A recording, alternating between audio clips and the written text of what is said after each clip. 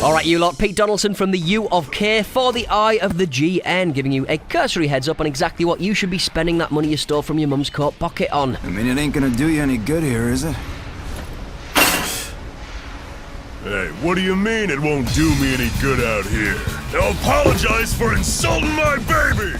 Back in the 90s, beat-em-up fighting games mainly concerned themselves with vertebrae removal or wanton vehicle vandalism. Whose car was that anyway? That was until 1997 when this man, Tomonobu Itagaki, remembered that tits existed and made Dead or Alive. Well, a canny few years later and it's back in its 5th iteration proper in Dead or Alive 5.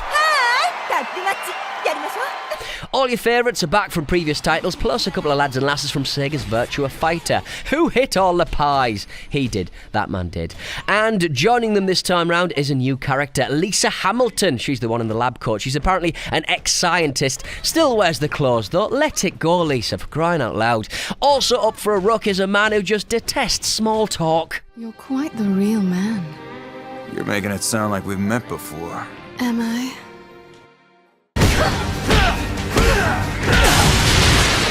And there's, of course, copious opportunities to dress up your little dollies any way you see fit. Oh, you went for that one again. Right, okay. The environments are varied and violent. There's none of the usual places you'd expect to have a fight in real life. Pub, car park, grandmother's wake, frozen food aisle in Aldi. No, we're off to an oil rig to meet British Petroleum's worst employees.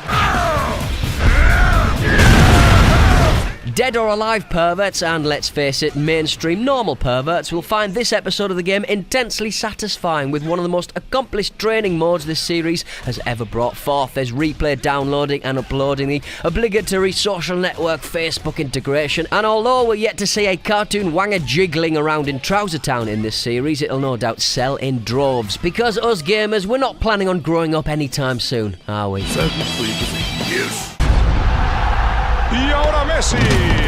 And it's almost October, a month that should really be called FIFA-tober or Impact Engine-tober. Actually, let's just stick with October. Being the month that EA's flagship football title creeps onto the shelves, and hot diggity dog have we got a game this year, making its first appearance in electronic entertainment, the scenic King Fahd International Stadium, the arena named after a man who owned a plane, get this, with a fountain in it, for crying out loud. It sure beats Chelsea's Spackman entrance anyway. 67 games that man played and he gets an entrance, and they say Chelsea has no history. The main and most impressive improvement this time round is quite bizarrely one in which your top Premier League chargers find it harder to control the ball. In 13, our Nike Maxim routinely just bounces off your player's toe when running at full speed, and it's this that's going to both infuriate and enchant in equal measures. There's nothing more cathartic than watching Wayne Rooney take a heavy touch with his heavy body, allowing the ball to run out of play. Frank Ribery there, illustrating his mastery of the new free dribbling, probably trying to impress an underage girl, you'd imagine. Another new addition, this style of close control is going to blow the minds of the young Neymars and Ronaldos plying their trade in jogging bottoms beneath the underpasses the length and breadth of the country. It's not real football, but it's sure pretty to look at. And with Pro Evo starting to look better and better this time round, EA needed to be on their toes, and it certainly looks as if they've managed it. So, Balotelli muscle flexors all round then.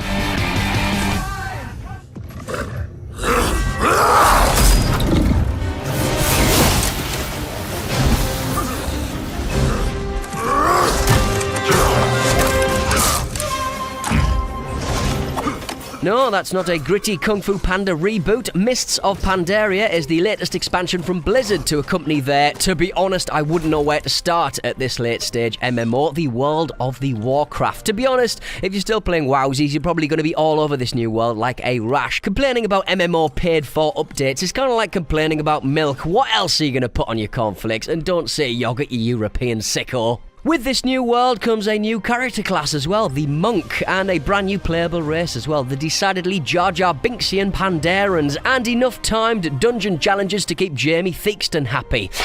Right, that's about it for me. I'm off for a fist fight with some Playboy bunnies. If you're going to buy one title this week, yeah, it's got to be FIFA, hasn't it, really? It's my very nice thing of the week. Do feel free to check out our FIFA 13 review in the link below. Pip, pip.